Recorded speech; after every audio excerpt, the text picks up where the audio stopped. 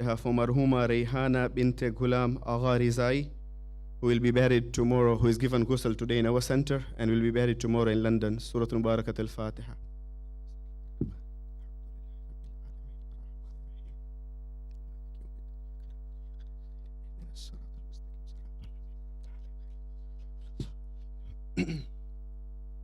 أعوذ بالله من الشيطان اللعين الرجيم. بسم الله الرحمن الرحيم. الحمد لله رب العالمين وبه نستعين إنه خير ناصر ومعين. الصلاة والسلام على أشرف الأنبياء والمرسلين شفيع المذنبين رحمة للعالمين سيدنا ونبينا وشفيع ذنوبنا وحبيب قلوبنا وطبيب نفوسنا الذي سمي في السماء بأحمد وفي الأرضين بأبي القاسم المصطفى محمد.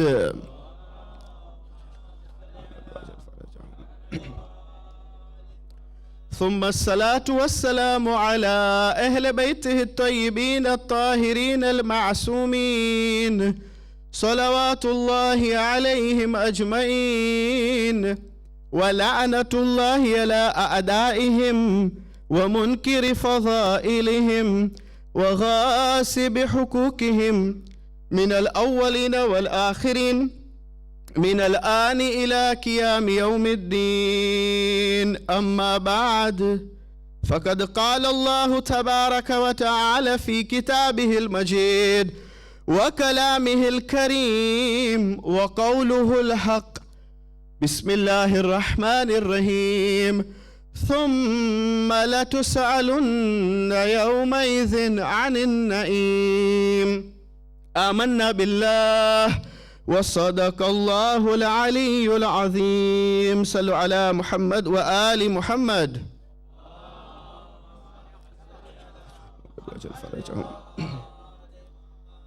At the end of Surah Takathur, which is chapter number 102 of Quran Majid, Allah subhanahu wa ta'ala says that most certainly that shall be a day that you will be asked about the bounties which we have given to you. ثُمَّ لَتُسْأَلُنَّ يَوْمَئِذٍ عَنِ النَّعِيمِ. It means the day of judgment, the day of resurrection. You will be asked about the bounties which we have given to you. Now when our Imams, the Imams of Ahlul Bayt, when they were asked about this bounty, that Allah subhanahu wa ta'ala will ask us on the day of judgment, which bounty is this? The Imams have explained us that this bounty, this ni'mat, na'im is the plural of ni'mat. ثُمَّ لَتُسْأَلُنَّ يَوْمَئِذٍ عَنِ النَّعِيمِ. You will be asked about the bounties. This bounty is love of Ahlul Bayt. You will be asked about love of Ahlul Bayt. مَا فَرَّدْتُ فِي جَنْبِ اللَّهِ. That the nafs will cry on that day, and they will say that we fell short of our duty. Which duty is this? This duty is to have love of Ahlul Bayt. When you have come here to commemorate the death anniversary of the Imam, example Imam Sajjad, you are performing your duty. You are showing that love which is wajib on you. That you are performing your duty because it is wajib on us to have this love of Ahlul Bayt. And when Prophet was also asked, then Prophet was told that, "O Muhammad, tell them that you don't demand anything. قُلْ لَا أَسْأَلُكُمْ عَلَيْهِ أَجْرًا إِلَّا الْمَوَدَّةَ فِي الْقُرْبَى." But love for your near ones, love for your family members, love for Ahlul Bayt.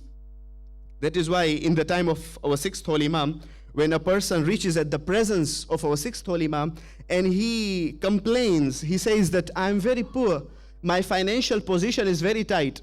Imam Sadiq tells him that do not say that your financial position is tight. You are not gharib, you are not poor. He says, why? But my position is not good. Imam Sadiq tells him that don't you have love, our love in your heart? He says, why not? Imam says, then you are not gharib. That person is gharib. That person is poor, who doesn't have love of ours in his heart. قُلْ لَا أَسْأَلُكُمْ عَلَيْهِ أَجْرًا إِلَّا الْمَوَدَّةَ فِي الْقُرْبَى. Indeed, this is a great ni'mah. And from the bounties, from the ni'mat which Allah subhanahu wa ta'ala has blessed us, the way Quran says that you sit and count the ni'mat of Allah subhanahu wa ta'ala, you won't be able to count according to Quran. La tuhsuha. And from those ni'mat which Allah subhanahu wa ta'ala has granted us, the greatest ni'mah is wilayat Muhammad and Ali Muhammad.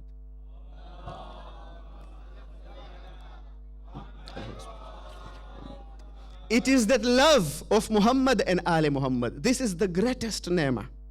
That is why Amirul Mu'mineen says in Najul Balagha that if I strike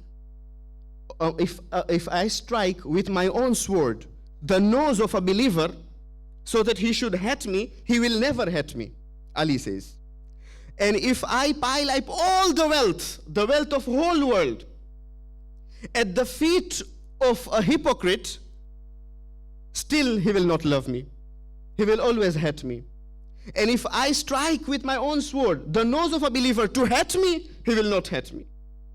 And if I pile up the ni'mat of a whole world at the feet of a hypocrite, still he won't love me.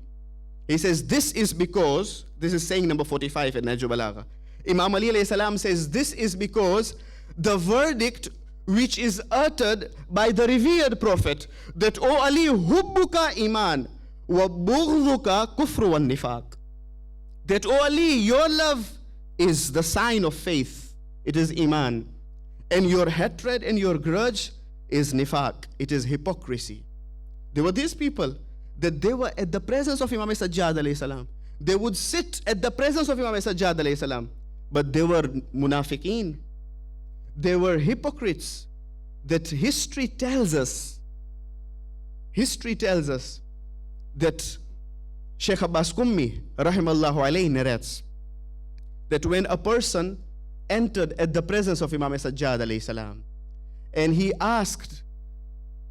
says to Imam Sajjad that, Yabna Rasulillah, my financial position is very bad. Please do help me. Now Imam Sajjad says that this is the greatest calamity. If a believer comes, if a lover comes, he asks something and you don't have anything in your custody.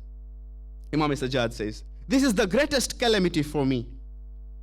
On hearing this person understood that Imam Sajjad means that I don't have anything myself to give you anything.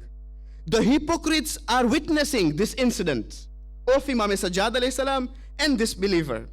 When this believer comes out, the hypocrites are saying to this believer that, did you see your Imam? On one hand, your Imam says that everything is in his custody. The ni'mat wa kulla shay'in ahsaynahu fi imamin mubin. That your Imam is such that everything is recorded in him. He has got everything. He has got knowledge of everything. He has got the ni'mat of this world, of the earth and of the heavens. Then when you are in poverty, why doesn't he help you? These were the hypocrites telling to this person. This person, he comes in, he says to Imam Sajjad alayhi salam that, Yabna Rasulillah, I can give up everything. I can give up wealth, but I cannot give up your love. I have got love for you, Yabna Rasulillah. These people are telling me that if your Imam has got everything, then why he is not gifting you anything? This contradicts. Imam Sajjad alayhi salam takes 2 bread. Which bread? The bread of barley, non-jow, which Amirul Mu'mineen used to have those bread. He takes 2 loaves of bread and he gifts it to this mu'min, that you take this, I have gifted you.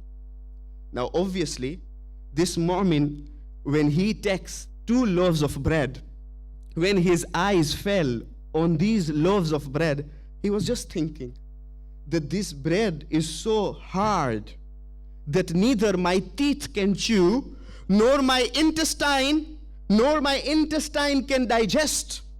Neither I will consume, neither I will have it, nor my children can have. But to respect Imam Sajjad alayhi salam, he takes those 2 loaves of bread. But Imam ends up by saying that these 2 loaves of bread have barakah. It has got barakah. You take it with you. I don't have anything, but I've got these 2 bread. He takes those 2 bread. When he comes out from the house of Imam Sajjad alayhi salam, on his way, when he reaches at a particular place near his house, he knew those people who were in the market. He reaches at the fisherman. Now it was late evening, and the fisherman has finished selling his fishes. Only 1 fish was left. When his eyes fell at the fish, he says to the fisherman, because he knew that fisherman, and the fisherman also knew Imam Sajjad. Imam Sajjad tells, the fisherman also knew that person, that Mu'min. So that Mu'min tells him that I don't have money to buy fish from you, but I'll give you this bread for exchange. You give me fish. This person agrees. He takes this fish with him, and that person takes a bread. He moves forward. Again, in the same market, he meets another person who had some salt with him. But which kind of salt? The salt was mixed with clay, with soil, which is called manzuj, according to Sheikh Abbas Kummi rahimahullah alayhi. He says, are you ready to exchange with me? I give you a loaf of bread, this roti, and you give me this salt so that I can eat with this fish. And the person agrees to exchange. He takes a loaf of bread, and this person, this Mu'min, takes salt, and he goes home. He goes home and he gives this to his wife. And he says that clean this fish, cook for me this fish, and we can eat this fish with salt. While the wife is taking the fish with her, according to Sheikh Abbas Kummi rahimahullah alayhi, he hears a person knocking at his door. And when he knocks at his door, he says that I have brought for you, it was a fisherman. He says, look, you seem to be very poor. You didn't have money. And you gave me this bread, which I cannot have. It is very hard. Now you take back this bread of yours, and I don't want fish also. I've gifted you this fish. After a while, another person knocks the door, the one who was selling this salt. He says the same thing, that I've come to give you back your bread. And because this bread, I cannot consume it, I've come to give you back. And I've given you back even this bread. Now this 2 bread, again it remains with this person. When the wife wanted to clean the fish, while she is cleaning the belly of the fish, and she hears a knock at the door. The slave of Imam Sajjad comes, and he says that, look, you have already become rich. You have already become rich. You have already got the barakah and the blessing from these 2 loaves of bread. Give my bread back. Imam says, give my bread back. You have already got the blessings of this world. And when she cleans the fish, she gets 2 diamonds, murwarid, according to Sheikh Abbas Kummi rahimahullah alayhi. They get 2 diamonds. This man, he goes to bazaar, he sells those diamonds, and he becomes a wealthy person. What was that? That was the barakah of the 2 loaves of bread of Imam Sayyidul Sajidin, Zainul Abideen, salawatullahi wa salamu alayhi.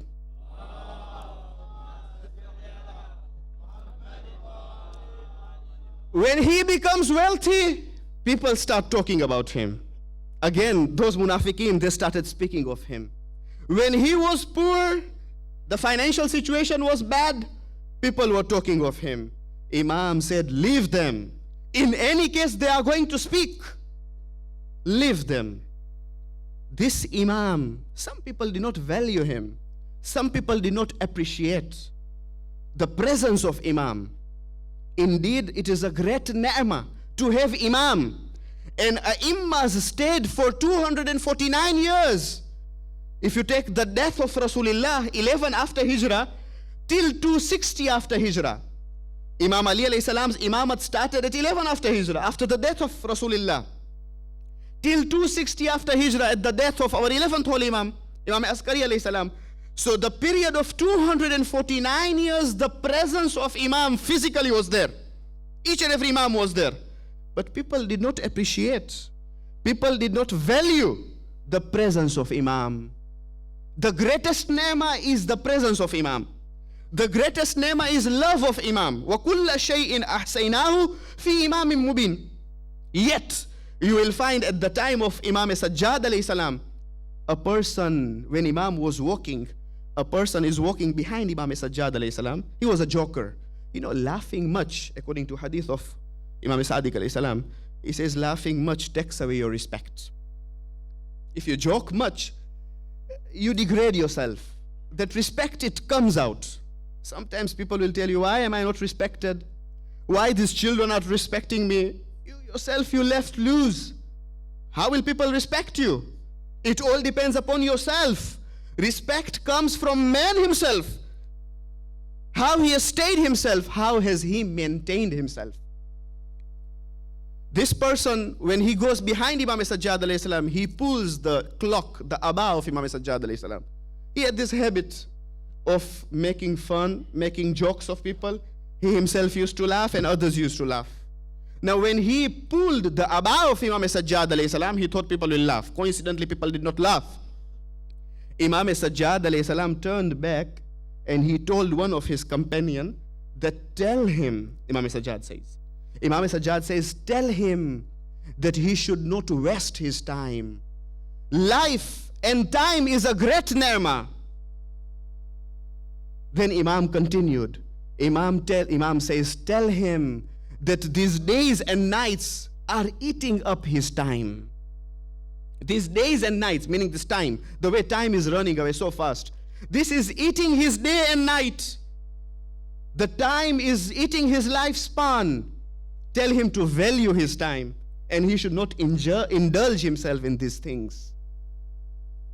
You will find on one hand, there were people who did not value Imam Sajjad alayhi salam. There were people who did not appreciate Imam Sajjad alayhi salam. On the other hand, there were slaves of Imam Sajjad alayhi salam. By staying with Imam Sajjad alayhi salam, they became mustajabud da'wat. What does it mean? Yani any dua they would pray to Allah subhanahu wa ta'ala, their duas were being accepted. They became mustajabud da'wa. Any dua they would pray. They stayed with Imam Sajjad alayhi salam, and Imam Sajjad alayhi salam trained them in such a way that they became mustajabud da'wa. It is said that in Medina Munawwara, in Masjid Nabawi, the mosque of the Holy Prophet of Islam, Hazrat Muhammad Mustafa sallallahu alayhi wa sallam,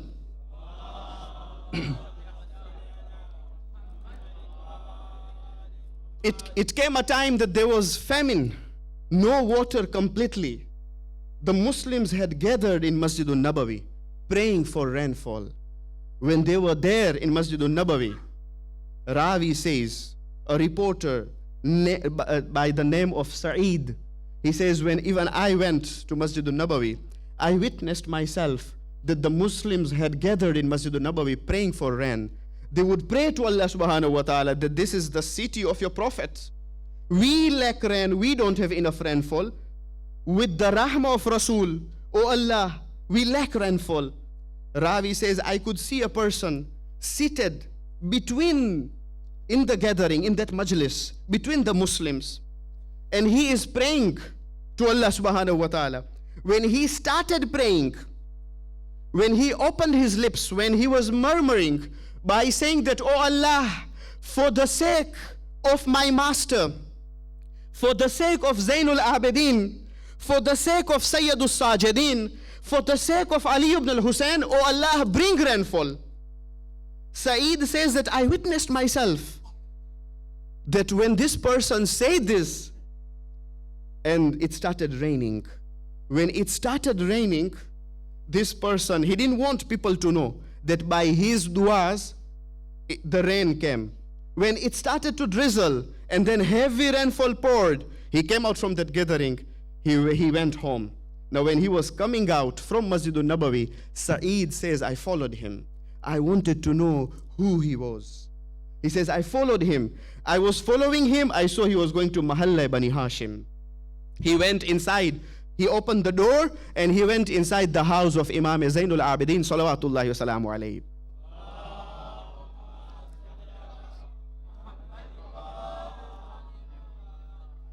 When Sa'id goes in, he says that, Ya Ibn Rasulillah, shall I ask you of something? Will you give me? If I want something, will you gift me that thing? Imam says, yes. What do you want? He says, I want one slave of yours. Because when this person entered in the house, he asked the neighbors. The neighbors said that this is the slave of Imam Sajjad alayhi salam. He says, if I ask you something, will you give me? He says, why not? I'm ready to grant you. What do you want? He says, I want one of your slaves. Imam ordered that all the slaves should come. They should make a line of slaves. There was a line of slaves. There was a queue of slaves. And now he is asked, choose, which slave do you want? He says, Ya Ibn Rasulillah, the slave which I want is not to be seen here. Imam says, is any of the slave remain somewhere? Somebody said, yes. There's a slave in the kitchen. He was called, come. When he came, Sa'id says, yes, I want this slave. Because he is mustajabud dawat. While Imam says, I've gifted you. Take this slave with you. Now when this mustajabud dawat, Atiullah wa atir Rasul wa ulil amri minkum, obey Allah and Rasul and ulil amr. Imam Sajjad is one of the ulil amr. He had to obey Imam Sajjad alayhi salam. But when he was told that go with this person, he looked up again to the heavens. And again he started praying. He raised his hands. Again he prayed to Allah subhanahu wa ta'ala that, oh Allah, I had taken a promise to you. I had prayed to you that, oh Allah, if you have granted me this life, then I should serve all my life. I should be the slave of Sayyidus Sajidin and of nobody else. If I have to serve, I only want to serve Sayyidus Sajidin, Zainul Abideen. I don't want to be slave of anybody else. Either you seize my soul or make me, I remain the slave of Sayyidus Sajidin. On saying this, when he prayed, at that time, his soul was seized. At that very moment, he passed away. Such were the loyal followers of our Aimmas. He was a slave, but through his amal, he became mustajabud da'wah. These were the loyal followers, loyal lovers of our Aimmas. We want to follow the footsteps of these, let aside Aimmas themselves. Let us try to follow the footsteps of the followers, of the true followers of Aimmas. It is very difficult to follow the footsteps of Aimmas. At least the first step is to follow the footsteps of the followers and of the loyal lovers of Ahlul Bayt. And tonight we have gathered to commemorate, to remember that Imam, that if a utensil of water was presented to him, he would weep. If food was presented to him, he would weep. It is said that a utensil of water for wudu, if it was brought to him, he would cry so much. He would weep so much until that mutlaq water would become muzaf. He would weep so much. And if he would pass by the butchery, he would pose a question to the butcher that, oh butcher, while slaughtering this animal, did you give it water? They would say, Yabna Rasulillah, we are Muslims. We act and implement upon Islamic Sharia. We give water first, then we slaughter the animals. He would turn towards Karbala and he would say, oh my father, even the animals of Medina, if they were slaughtered, if they were butchered, they are given water. But in the plains of Karbala, you were massacred brutally. You were thirsty of 3 days. You were hungry of 3 days. ألا لعنة الله على القوم الظالمين وسيعلم الذين ظلموا أي منقلب ينقلبون إنا لله وإنا إليه راجعون رضا بقضائه وتسليما لأمره. Uncle is requesting me from there to request Mu'minin to move forward Please move forward with Nare Salawat. Please move forward. अब हम बड़े इज़्ज़त व एहतराम से मौलाना